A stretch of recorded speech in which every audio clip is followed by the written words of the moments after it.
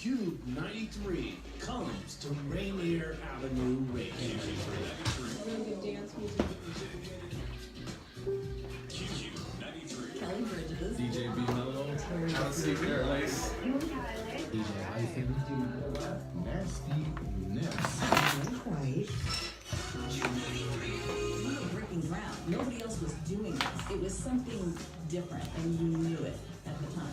Cube 93 presents Lacey, get headphones? Or are you just going straight with it? And it just was one of those moments in my life that There's Lacey getting headphones. Oh, and Daniel's live already. Because we did stuff that you can't do now. So tune in August 1st, only on Rainier Avenue Radio to hear the story of the biggest radio station ever in Seattle, Cube 93. Oh, that light behind though. All right, I think we got it. This is your RainierAvenueRadio.World update on Seattle Fiestas Patrias, the Latin American Independence Celebration on September 15th and 16th. On Saturday, join the Sunflower Parade and Community Festival, and on Saturday and Sunday, attend the Seattle Center Festival. The 2018 theme is Without Barriers. Find more info at SeattleFiestasPatrias.org or visit our website.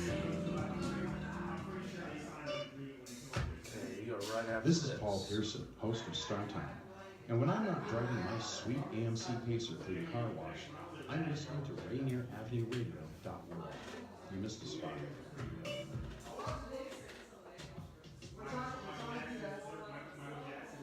What's going on? You are live with us right here on Rainier Avenue Radio. This is Metro Sports Weekly. You're going to hear about everything Metro Sports. Get the 411 and get it all in right here Thursday nights at 7 p.m. right here on Rainier Avenue Radio. Online, RainierAvenueRadio.World, and on the TuneIn application. Download that for free and then search Rainier Avenue Radio.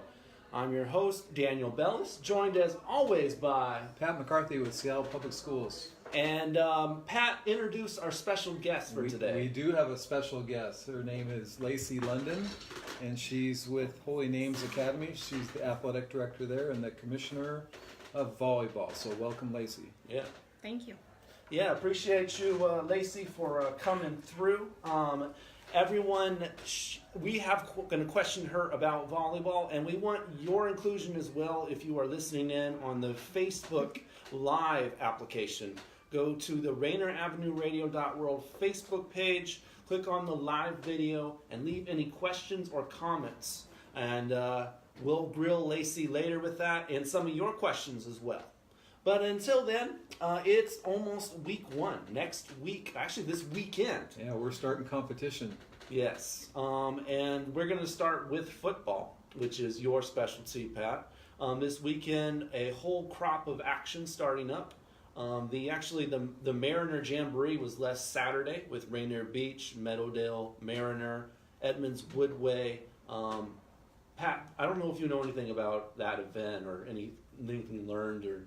Yeah, I don't. I know that teams are allowed to do a jamboree, and really what it is just a modified mini game where teams can play about a quarter and so forth. So it's an opportunity to get their kids out there and scrimmage against another team. Okay.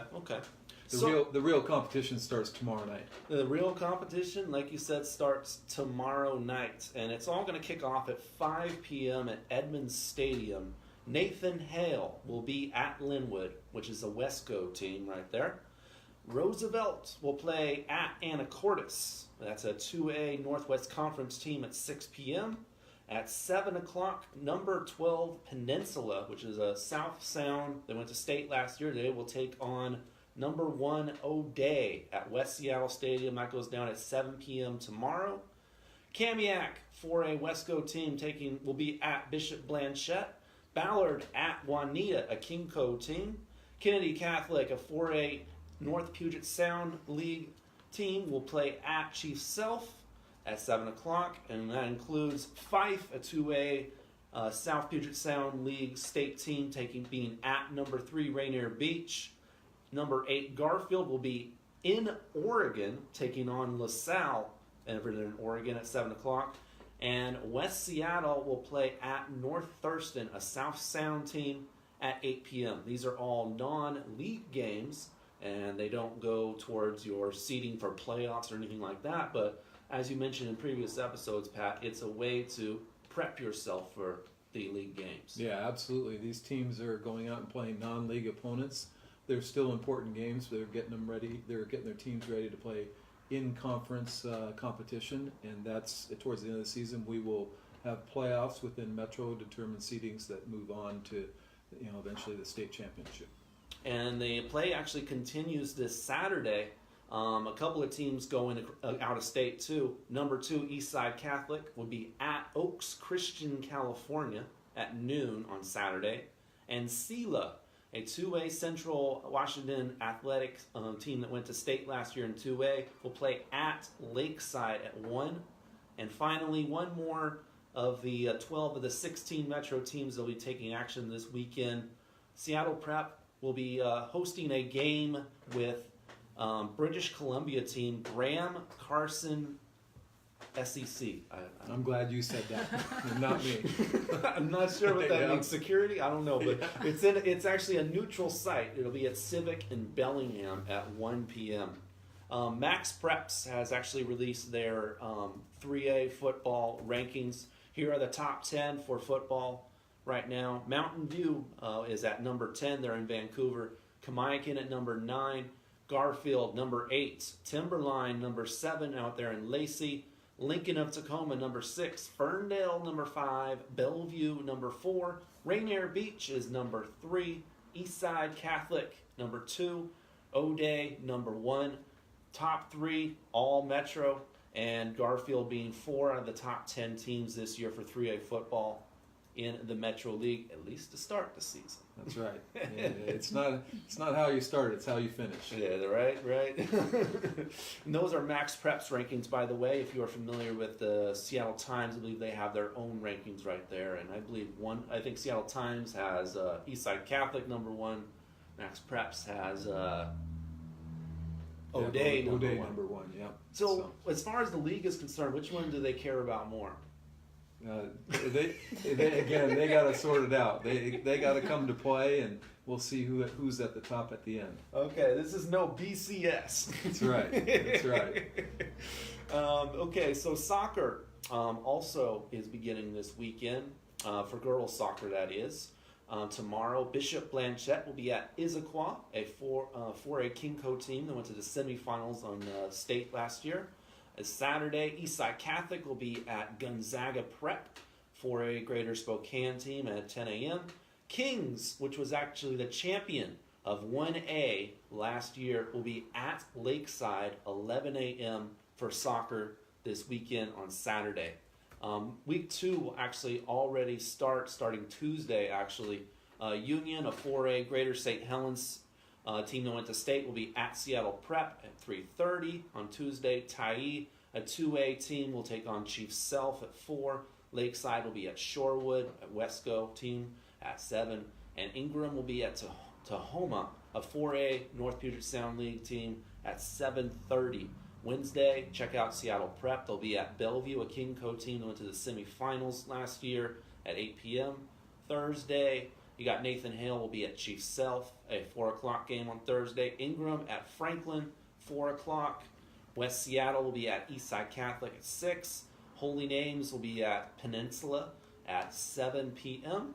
That's the Peninsula, a South Sound team. And Lakeside will be at Eastlake, a 4A Kingco team at 7:30. Girls swim also beginning next week. Friday, Ballard will be versus Bainbridge at 3:30. Bishop Blanchette taking on Roosevelt at 4. Ingram versus Eastside Catholic at 4. Cleveland versus Chief Self and West Seattle at 4. Also at 4, Garfield versus Lakeside. And Seattle Prep versus Franklin at 4 p.m. All those games taking place on Friday next week. Saturday, you can check out the Bainbridge Spartans Relays at 1 p.m. Not only is Bainbridge hosting this event, there also will be swimmers from Central Kitsap, Holy Names, Marysville Getchell, Marysville Pilchuck, Port Angeles, and Sea Home. For golf, right here on Metro Sports Weekly on Rainier Avenue Radio. Week 1 begins next week. The Boys Jamboree at West Seattle will be Tuesday, 4 p.m. Roosevelt will host, and they will also have Bellevue, Mercer Island, and Redmond, a couple KingCo teams joining them there. Wednesday, check out Franklin versus Lakeside, 3:30. O'Day versus Roosevelt versus Holy Names at 3:30. Ingram versus Chief Self at 3:30. Also Thursday, Eastside Catholic taking on Seattle Prep, 3:30. And another 3:30 match, Bainbridge versus Bishop Blanchette. That is your Metro League outlook for the next week on your schedules. Stay tuned in future weeks. We'll let you know about the scores of these events and everything that we can bring you every single week, which is, Pat, what's our time? Pardon me? What's our time? What do you mean, what's our time? Thursday, 7. Oh, Thursday, 7 to 7:30. Every Thursday. Thank you.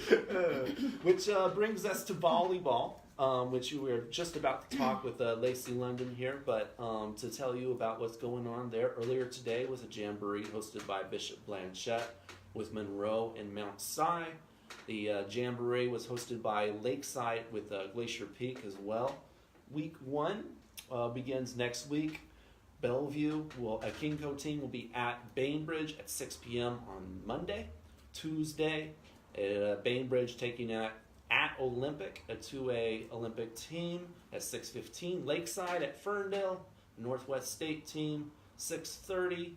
Redmond, a 4A KingCo team at West Seattle at 7. Archbishop Murphy, 2A Westco team, will be at Bishop Blanchette at 7. Seattle Prep at Skyline, a 4A KingCo State team at 7. Tyee at Garfield. Tyee is a 2A South Puget Sound League team. That'll be at 7 on Tuesday. And Franklin taking on at Decatur, 4A North Puget Sound League at 7:15. Wednesday for volleyball, Ballard will be at Woodinville, 4A KingCo team at 7. West Seattle will be at Stadium, a Pierce County State, the team that went to state last year, at 7:15. Cleveland will be at Highline, a 2A South Puget Sound League team at 7:15. And Thursday, Redmond, a 4A KingCo team, will be at Holy Names at 7. Bishop Blanchette will be at Mount Si, a 4A KingCo team at 7. Mount Spokane, a Greater Spokane League team, will be at Seattle Prep. North Creek, a 4A KingCo team, will be at Roosevelt. And Garfield will be at Kent Lake, a 4A North Puget Sound League team at 7. That's going down Thursday. That is your league outlook on the next week. All of those times right there. You can also check online at Rainier Avenue Radio. 7 o'clock every Thursday. And what's the website where people can check these schedules up to date?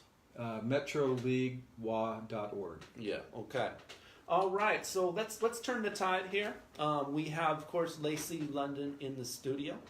And she, of course, is the athletic director for Holy Names, but you also oversee volleyball. So we have lots of questions for you and for everybody who's tuned into the Facebook Live. If you have any questions for Lacey, we're watching it right there, and we'll ask some of them maybe they're at the end of the show. So welcome, Lacey. Appreciate you joining us here. Yeah, thanks for having me. And, of course, Pat. Yep, happy to be here. Yep. So hey, Lacey, competition is about ready to start, and I know the kids are tired of practicing against each other and so forth. What do you, since you're the commissioner, how are the games put together, and how does that look as for the regular season and non-league games? Sure. So we start off the season with some non-league games, as you were mentioning earlier, just an opportunity to, connect and play some games that don't officially matter towards league standing, but it's just a great way to get going and kind of work out the kinks. Just like football. Exactly. Yeah, good. And so how many non-league games do schools get? So it varies depending on which division they're in.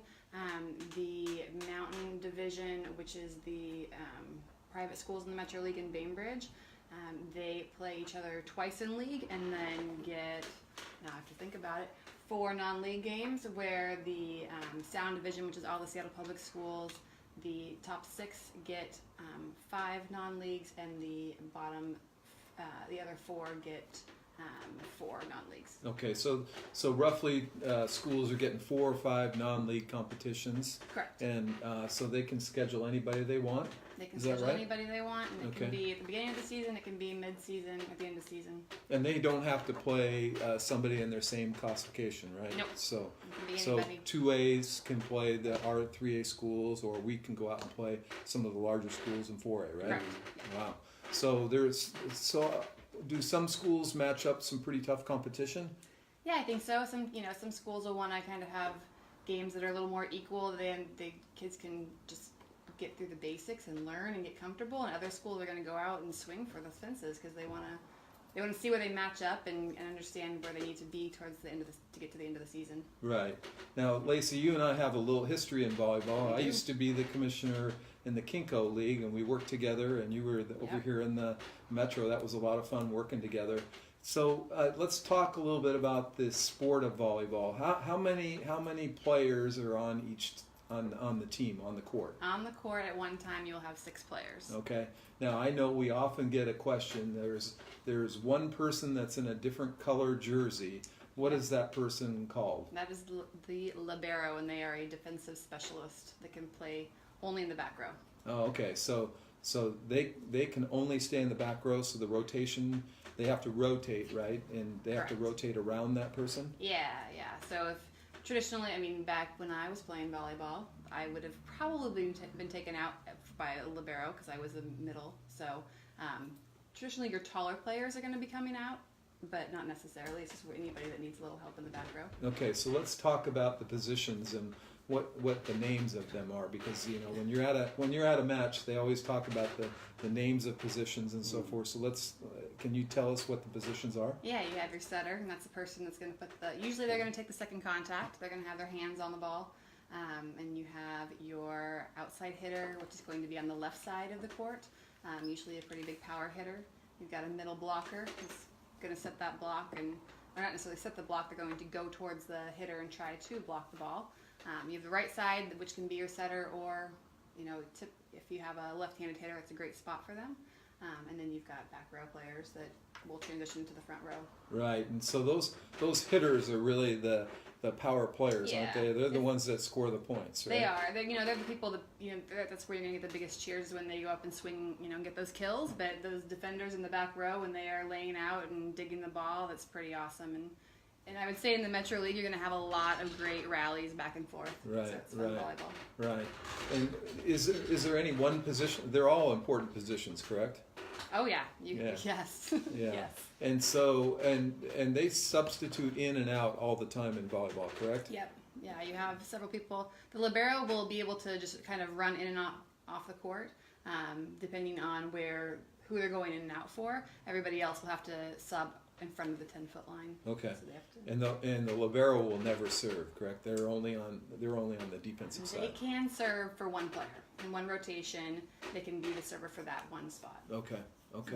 And so now that we know the positions and so forth and how the game kind of works, right? Yeah, it's pretty important, right? It's helpful to know. Well, it is. It's because when you go to a volleyball match, there's a lot of entertainment and there's a lot of cheering and so forth, and people the students are running in and out, right? And so it's kind of, at least you know what's going on, right? Right. So, It's helpful to know. Yeah, exactly. And you can kind of pick it up, but okay.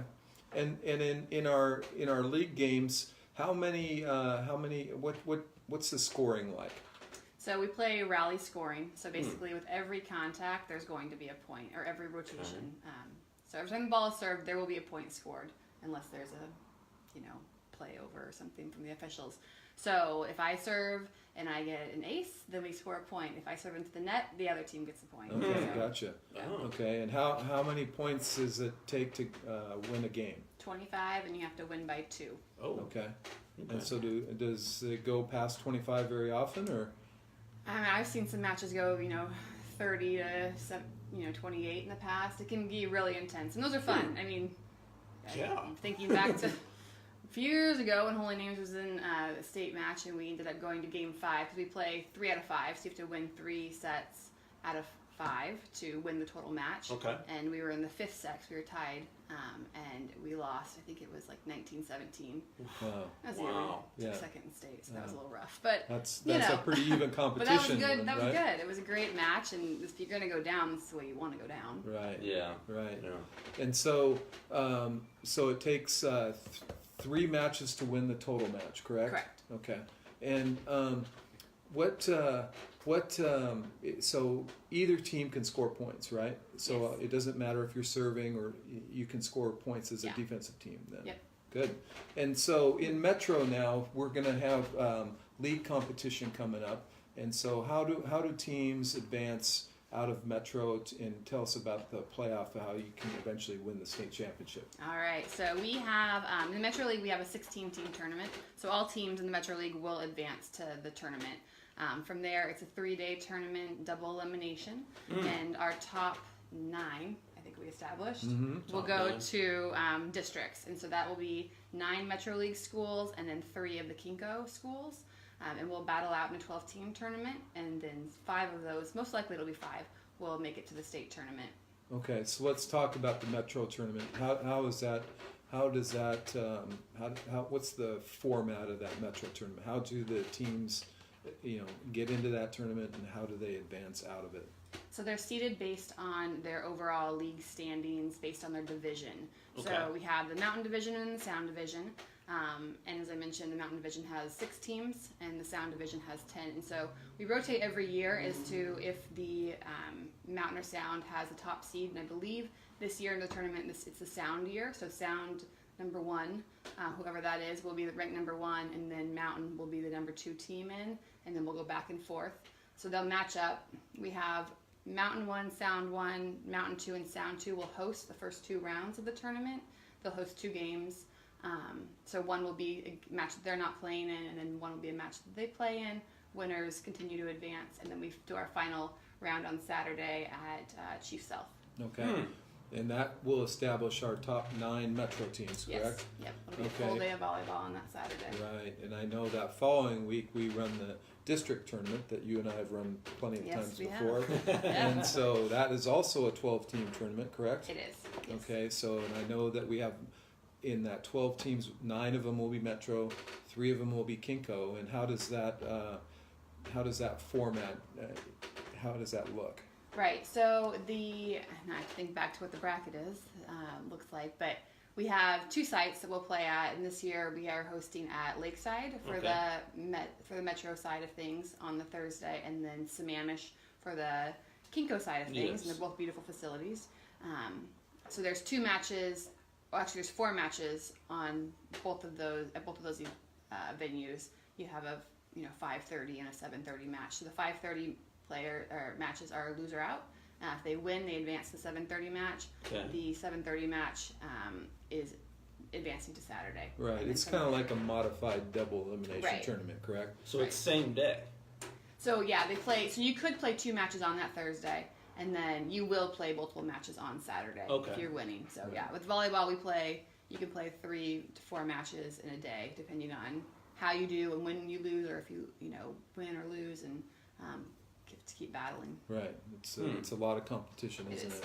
Yeah. So in that district tournament, that the competition is really, the level is raised because there's 2 leagues that are involved, both the Kinko League and the Metro League, and so of those 12 teams, 5 are going to move on to state this year, correct? Yes. Okay.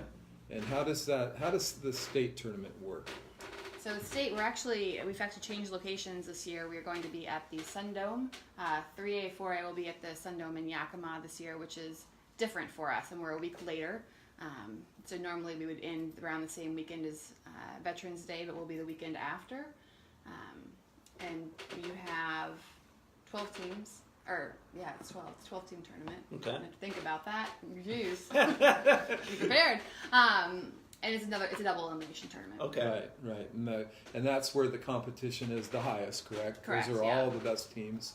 And last year, did we have some teams participate in the state tournament? We did. I believe we had 4 teams that made state last year. Okay. If you want me to tell you who they were, I'm blanking on that. But Yeah. I think Roosevelt was there. Roosevelt was definitely there. Holy Names was there. Eastside Catholic, and I think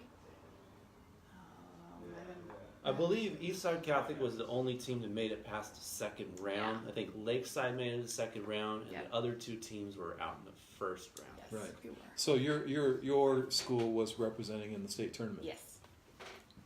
Yes, we've been there for the last few years. So that's been Okay. Okay. Very very good. So can you tell us some of the if we were to outlook this year, who would be some of the stronger teams to look for this year? You know, I would say one thing about Metro Volleyball is it's always fun to watch because they just bounce back and forth.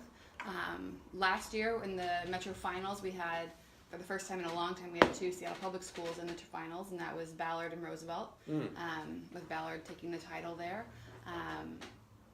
You know, so I imagine they will be strong again. Garfield's usually strong. Yeah. Holy Names, Eastside, Lakeside, Blanchette, Prep. I mean, everybody is talented. Ingram and Hale. Hale's been coming up this year, or the last couple of years. So, Right.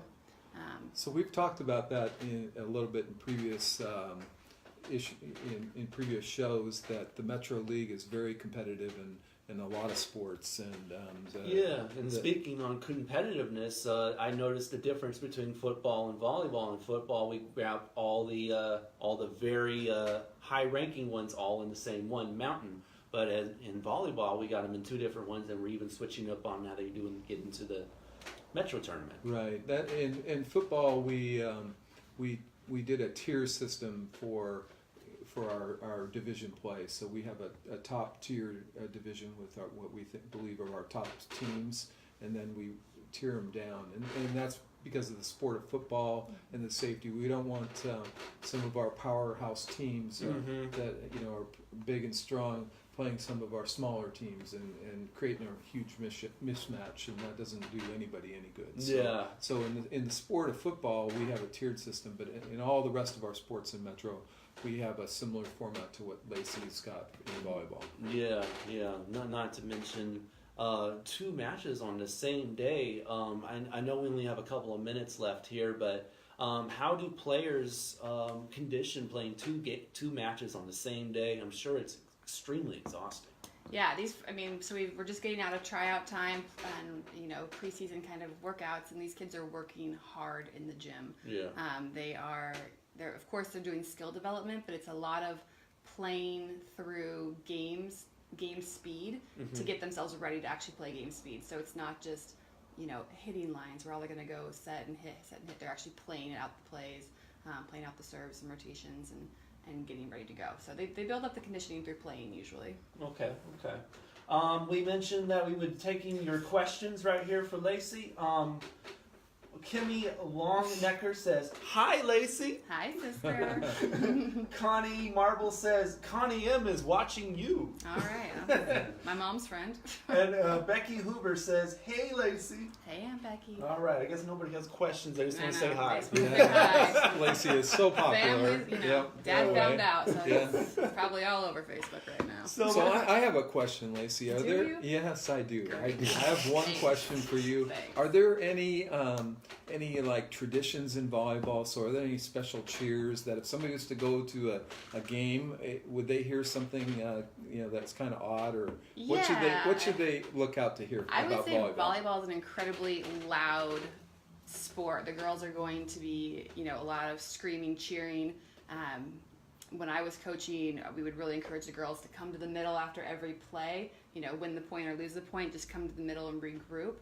If there's a big kill, you're going to hear a ton of screaming. You might see girls going to their knees, just die. It looks like celebration stuff. So if there's an ace, so that means the ball is served and nobody touches it, or it's shanked off of a player, then you're probably going to hear some sort of a version of an ace cheer or something. That's what I hear a lot is that it seems like the team yells an ace, and then the bench yells ace, and then all of a sudden the fans up in the ace. So you hear that too, don't you? So you can be involved when you're in the game. Just cheer, have some fun. Well, I apologize to everybody, but we are out of time for today's Metro Sports Weekly right here on Rainier Avenue Radio, which airs every week at Thursday at 7:00. Yes. Thank you, Lacey London, for coming through. Thanks for having me. We learned a lot about volleyball today, and you can learn everything about going on with Metro Sports. Next week, I may not be here, but someone else will be hosting here with you, Pat. Okay. They'll let you know about everybody who won this past week, standings, as well as week 2 schedules. So make sure you tune in next week, Thursday at 7 p.m. right here on Rainier Avenue Radio.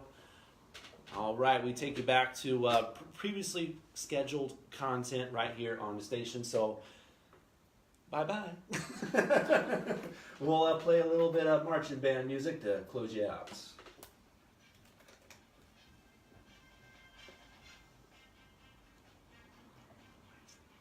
Okay. And we are off the air. Very good. All right. Thank you, Daniel. Yeah, no problem, no problem.